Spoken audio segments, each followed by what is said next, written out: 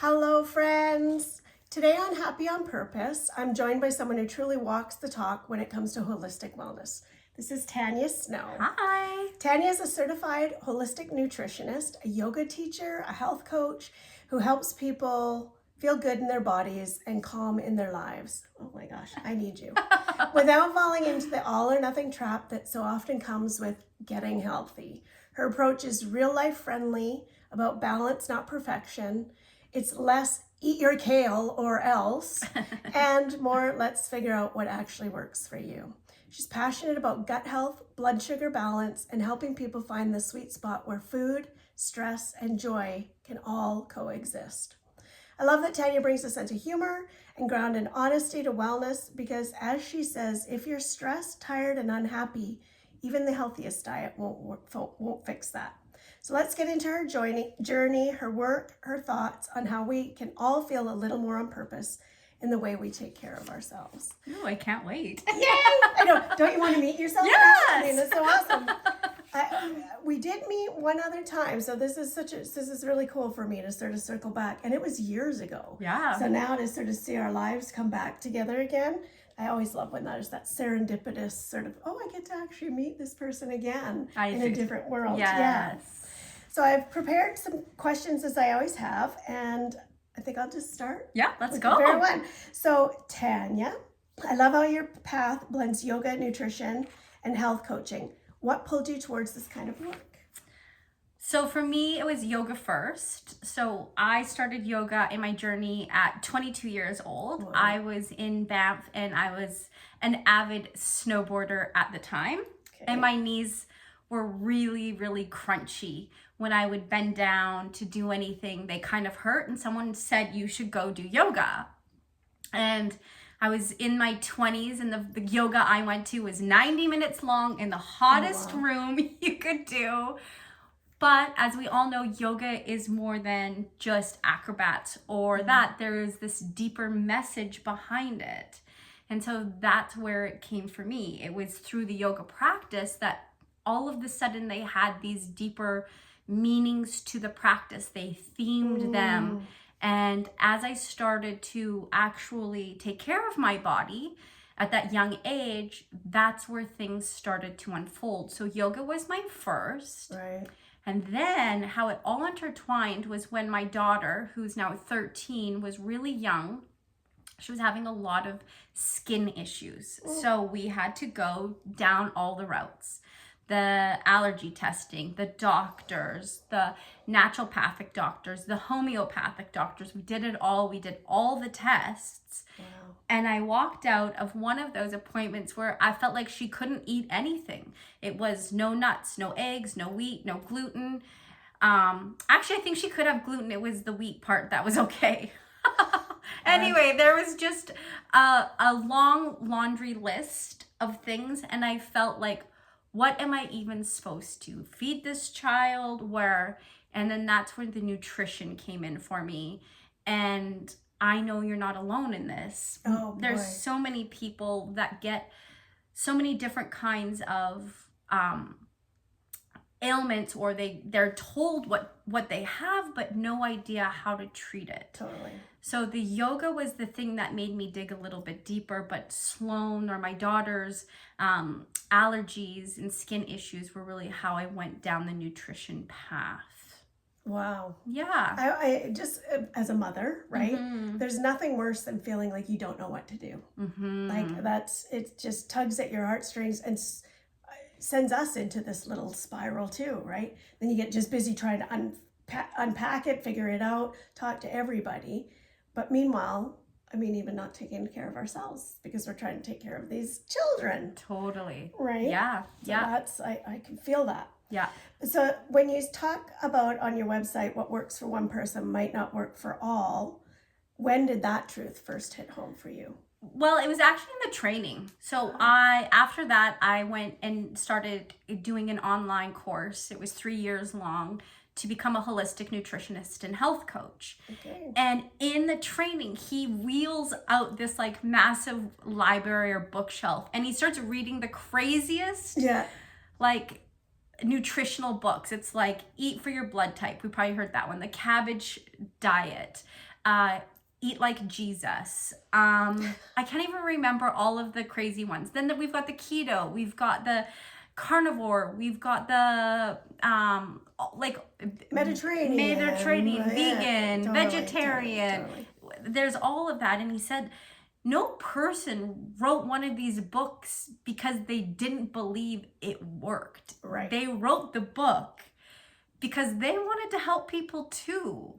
So no matter what our philosophy for our own body, it might not work for you. So it was in the training that it was weaved to me. And then as I started taking on more and more clients, it was so prominent that healing is never linear. It is not the same for everyone, depending on your genetics, depending on what your gut looks like, depending on your physical activity or injuries. Everything impacts it. And so it was right from the get-go that I knew that no matter what I was doing at the moment, and I think at the moment I was almost vegan. I was eating not a lot of protein, and I've actually made a big switch over to animal protein for myself because as I'm in perimenopause, that does seem to be the thing that actually helps me. Oh, wow. So even in my own journey, it's been different and lots. I think that's the hardest thing. Like I shared with you myself having my new diagnosis.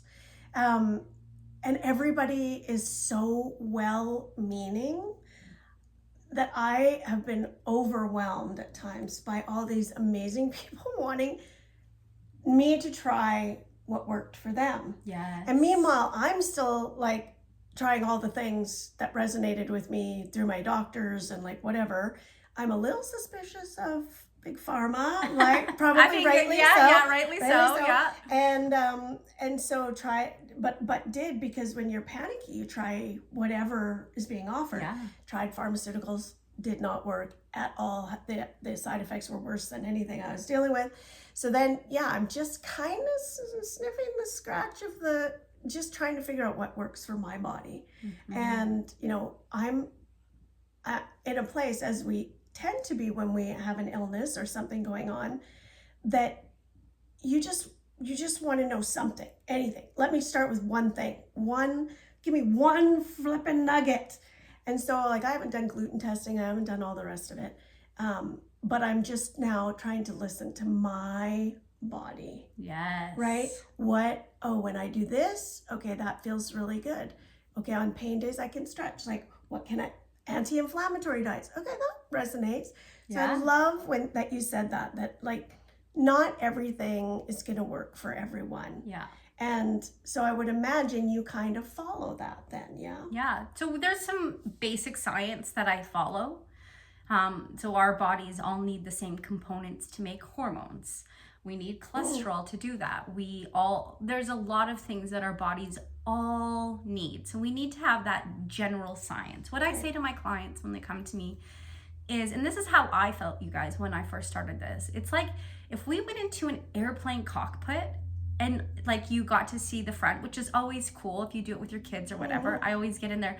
But like you guys, I'm like, my hands are like against my thighs. I'm like, oh my gosh, don't touch anything. Like what if we like stopped an engine or something like that? That cockpit is so daunting. There's buttons and everything like that. I feel like that's what our bodies are. I feel like we don't even understand even the simple science of the cockpit of, okay, this button is what we need. We need amino acids and we need that to build every cell in our body. What builds cells? Food. We overlook that. The quality and the quantity, or what the food you are, is the building blocks for every cell in your body. Yeah. So if you're choosing processed foods with no nutrient or no general value, how is your body supposed to create these really good blocks to build your cells when you're not fueling it properly?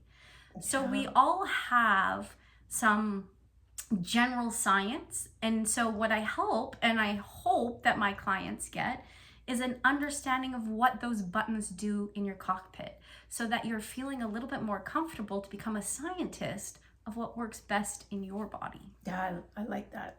I like the scientist of your own body. Yeah. And also just knowing the basics. Like there's so much information out there. So much. Man. And also, love that you use the airplane analogy. Shout out to my amazing man, Rob, who is a pilot. Okay, there you go. Yeah, this is very serendipitous. It all wove right in. Hoping if he ever listens, so maybe I'll do that as a test. I won't tell him we talked about pilots. Okay. And see if he listens to my stuff. Just kidding. Sort of. Sorry, I digress. That's too funny. I know many people start their wellness journey after burnout or a wake-up call. I know there's going to be so many people on here that can resonate with that because we don't look at things until they've gone wrong. That is the nature of us as human beings. In my past life as a counselor, we only saw people when they were in crisis. Yes. And then you have to unroll sort of everything that happened. So was there a turning point for you if you feel like sharing something personal? You guys, this is my home, and I was laying on this exact couch, exhausted. So my husband and I moved here 14 years ago. We actually didn't really know anybody when we moved to the Okanagan. We picked it because of the lifestyle. Yeah. So because of the snowmobiling, the snowboarding or skiing, the mountain biking, and the lakes. So we picked it for that. And I remember lying on the couch after doing one day of one of the activities and just exhausted, burnt out. I had no energy to do the things that we were here to do. And I was like, why am I so tired?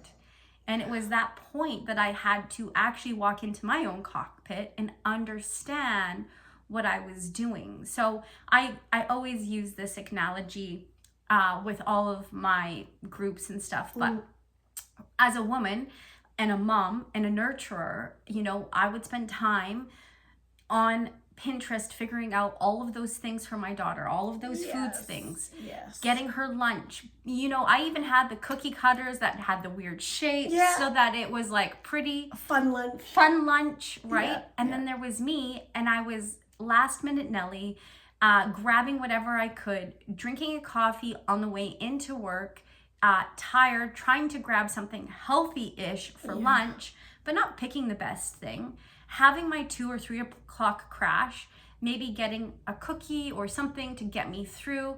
And then of course I'm exhausted by the time I get home and not even meal planning. I remember taking a course online about like really how to meal plan. I was like asking coworkers, being like, what are you making for dinner tonight? Like I need an idea of what I could make for dinner.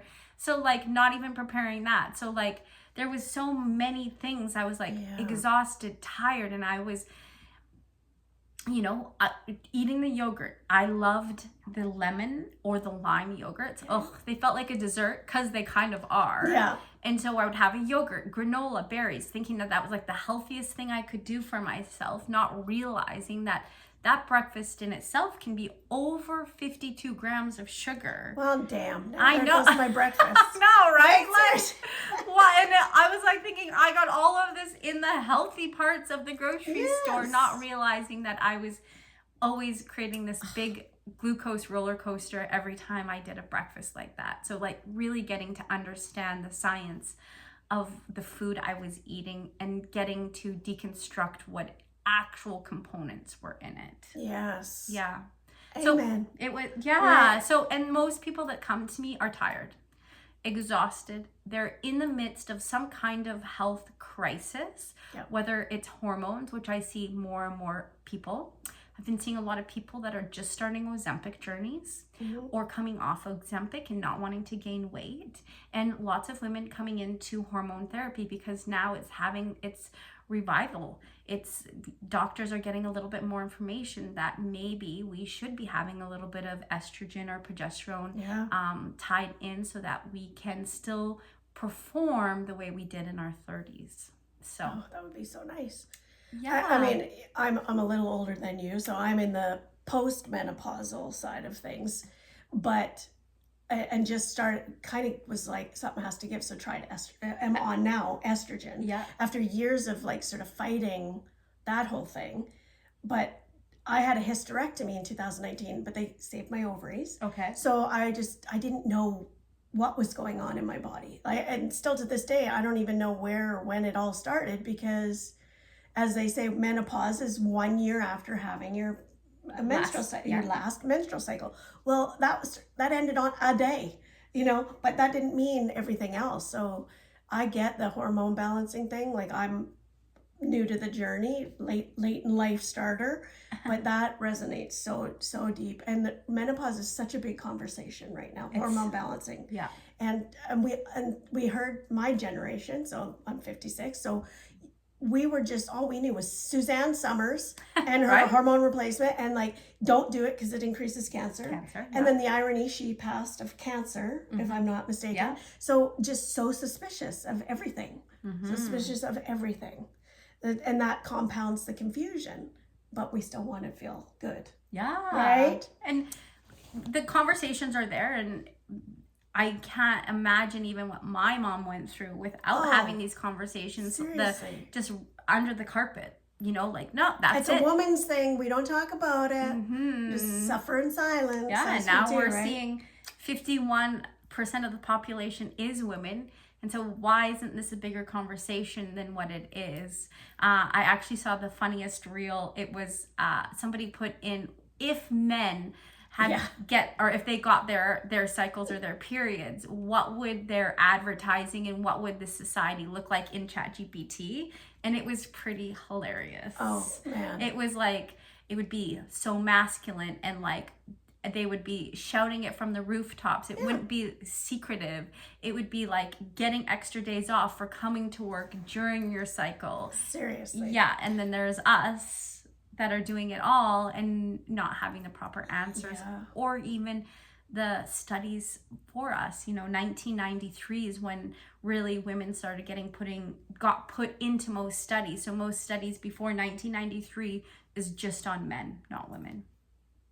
For menopause? No, for anything. I'm like, no, I don't know how not they for would know menopause, anything. not Sorry, for menopause, like anything. So that means any fasting, any study that was done before, obviously on periods or cycles like that. That would be specific to women, but any major study before 1993 will be majority men.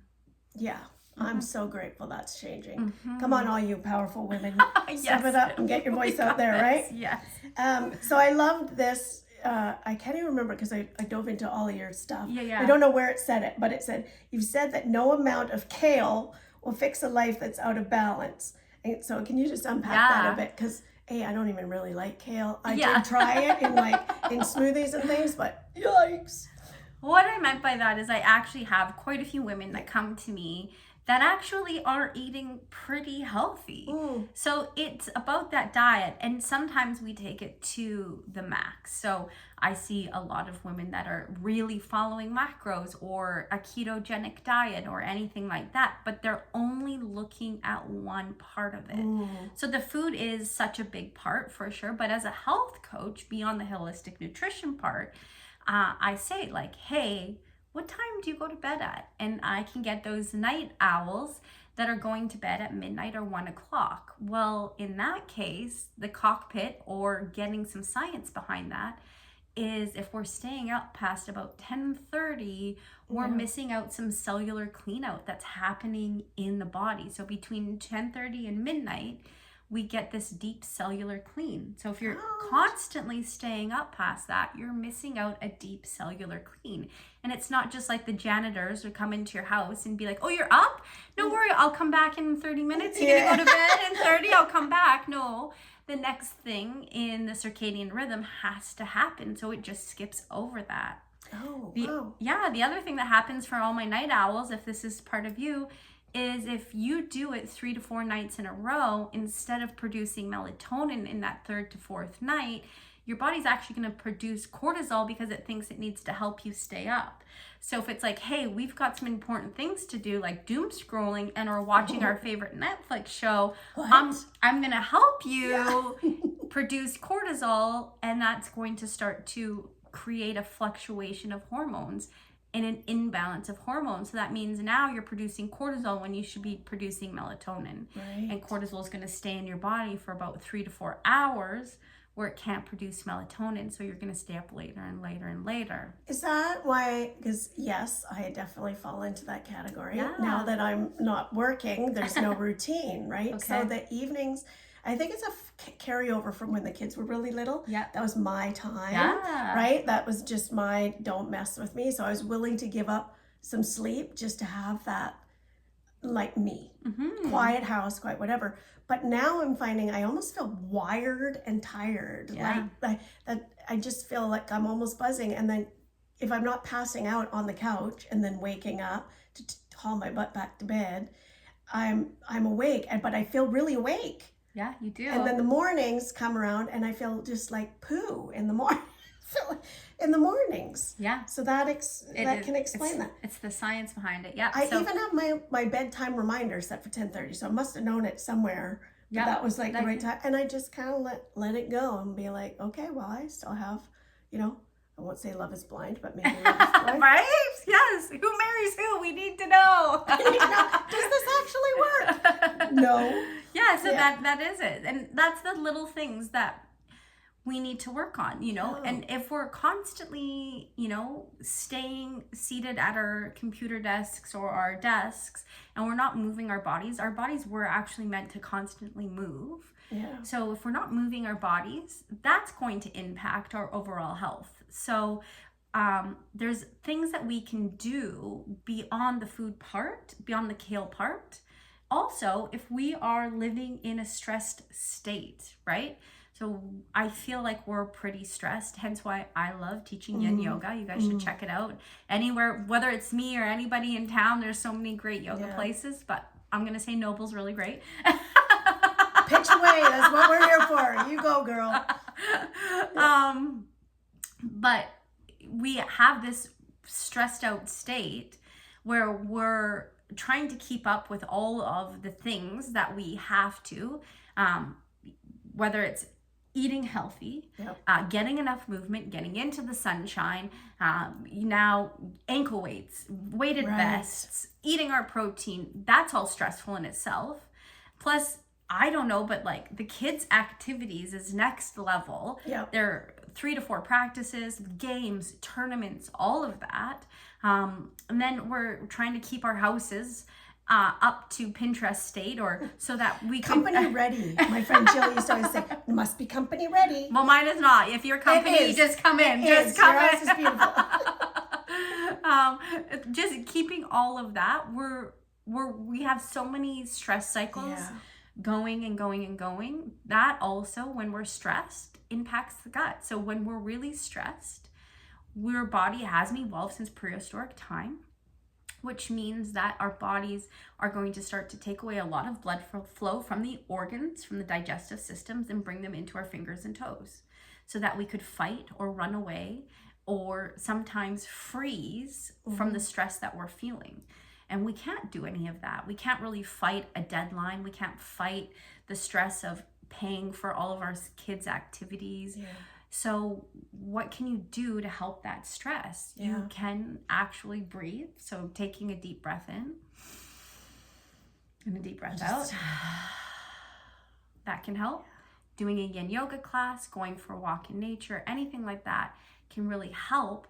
And I do find that the women that come to me that are eating really, really strictly, they're pretty well wound. They have a lot going on, where sometimes it's the stress part that's really actually affecting the gut. When we have that stress and now we're not getting as much blood flow to the gut, the food stays there a little bit longer or washes out a little bit quicker.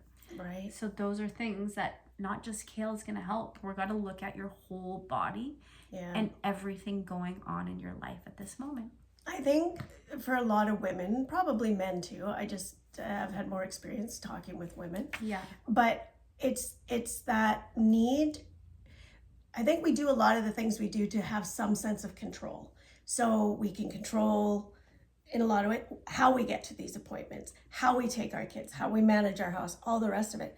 But when it comes to our health, it feels somewhat out of control. So then the rigidity of the E-types, or the people that are really craving that control, probably kicks in, and not knowing we're doing a disservice. Yeah. Oh, that makes perfect sense. Really. Yeah. I like the idea of gut health. So I'm going to actually skip one and go. Yeah. So you said gut health, blood sugar, hormones, and stress. It's a lot to juggle. But how can people simplify it? We've sort of touched on it, but maybe even just one really good nugget, one really good start. Because I know there's going to be people watching this that are stressed out, maxed out. They're now going to be so mad like me. We can't have yoga berries. Yogurt, berries, and granola. You can just have, you have to watch your yogurt. Watch your yogurt, watch your granola. Have some steel cut oats with flaxseed or something instead. Yeah. So even just one little, I'm super big on little baby steps. So say somebody's hearing this, they're like, I've always thought about working with a health coach and a nutritionist, but I'm not quite there yet. 2 really good steps. Okay, well, number 1, it is this. Exactly what you said. Yeah. It's a Japanese word that I use. It's called kaizen. Kaizen is one baby step that's almost impossible for you to not do it. So say we were taking you and you're the night owl. Yeah. And I said, okay, you're always going to bed at midnight. And I said, now you need to go to bed at 10:30, which now is kind of ringing in the back of her head. But she's got a lot of neural pathways that say she likes to stay up till midnight. Yes, I do. So what I would say is for the next week, she's going to try to go to bed at 11:45. Okay. So 15 minutes earlier. So instead of she could put the timer on at 10:30 and the few times that it works out, but she's not going to feel guilty if she doesn't hit it. But at 11:45, she's going to be in bed going.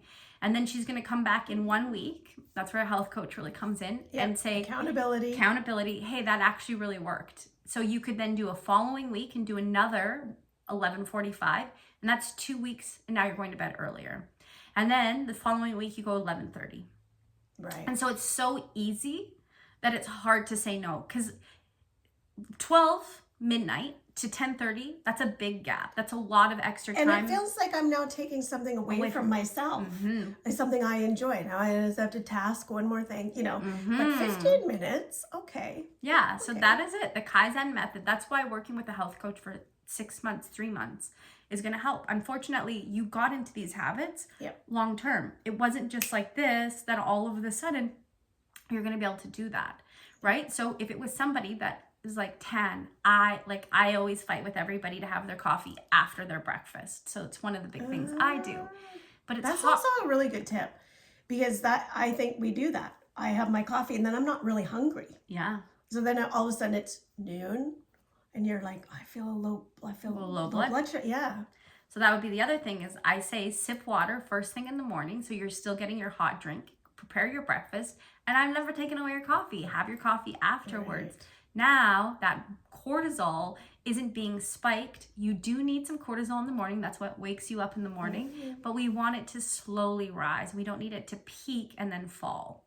Right. So I would say sleeping is a massive thing. So working on your sleep, if you're like, yep, I do that, then I would work on your morning habits, whatever they look like, and starting with some warm water is great. The reason why that is we are detoxing all night long. Thank goodness our bodies do that. And like I said, from the 10:30 to midnight, there's even a deeper detox happening at a cellular level.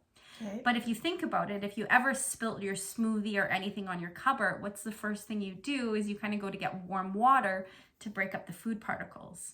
That's the same thing in the body. You've got these stagnant food particles. You just have been lying down. Now you're upright. And now if you put some warm water, which coffee does do it, but coffee also does other things. Yeah. You've got your warm water.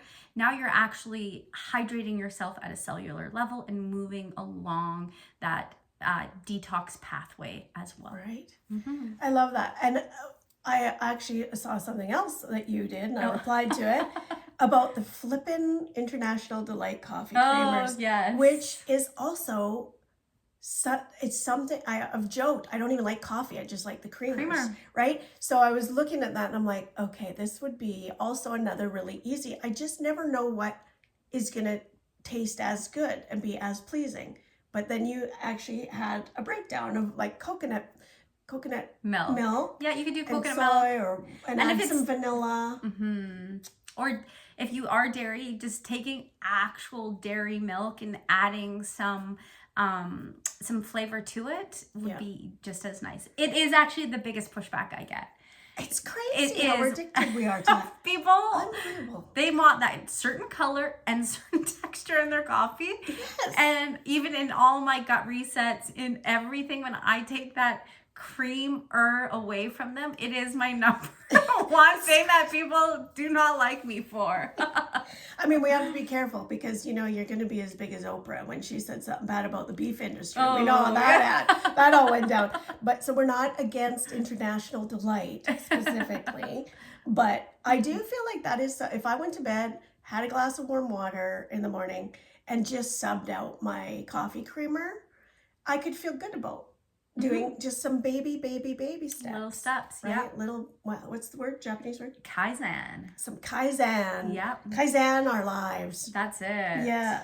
Well, we're already at 30 minutes, so we're probably going to just jump. Doesn't surprise me. easy. I'm so talkative. But it's good. I love it. There's so much good information in here. Okay, so this is a good one. When you think about being on purpose, what does that mean in your own life? Not just with your business, but because your business is a part of sort of how you got there in your journey. But how do you stay on purpose with your passion, yourself, your life, your motherhood, your wife, you know, all of it? You guys ready for it? I follow my gut. Literally and figuratively. Yeah. Love it. When I feel my body properly, I have more energy. When I have more energy, I'm here for service and I'm a better human. Yeah. So that gave me goosebumps. Yeah, it is. For me, that's why I do love gut health, and we didn't really talk too much about it. You guys, I do have a gut health reset happening in November. So if you see this before November, it's 10 days and it's awesome. Yeah. But your gut is that. You get these gut instincts, right? Your gut tells you instinctually. It has that gut pull. That's where your instincts kind of come from. So the more that it's clean, the more that it's healthy, I'm going to get those, I call them pings, a little bit quicker where I follow. So the more that I follow in alignment with what I teach you, the better I feel, the less brain fog I have, the more that I wake up. I always say, the animals around us aren't pushing their snooze button. I don't know if I have pets. My dog, 5:45 in the morning, he's like jumping off the bed to get out and go for a walk. And I'm like, oh, like birds aren't like, let's hit snooze 5 times. They're just there chirping. Yeah. When we actually begin to listen to our bodies, we have more energy to do all of the things that we want to do. And that's how I really follow my life purpose, is I follow those gut instincts, and they're more prominent when I actually take care of my body. All of it, getting out, walking, nutrition, and actually just being around people and like-minded people that fill me up as well. Absolutely. I think and that's part of what Happy on Purpose is it's the community, right? I think we need, and there is so much power, so much powerful information that is not getting to our community. And so I'm just so grateful that you took the time to sit down with me today in your beautiful home and just share this goodness. I think when I do post it, I'll let you know. And if you can add anything you want in the comments, like your links, where to find you, which is, do you do it TanyaSnow.com? TanyaSnow.com. So www.tanyasnow.com. But also the gut health thing, I think that would be amazing to have in there. And anywhere people can get some more of your good information would be amazing. Yeah. All right. Well, we're going to wrap it up. Thank you for bringing your light and laughter to today's conversation. I always love a good laugh. Yeah, me too. You remind us that wellness isn't about chasing perfection. It's about tuning in, softening a little, and choosing what actually feels good. Listeners, if you want more information or connect, you can connect with Tanya once again at www.tanyasnow.com. And if today's chat gave you anything to think about, or maybe it's just a breath of relief, share it with someone that could use a little encouragement. We need to get the word out about Miss Snow here. Till next time, keep choosing joy on purpose.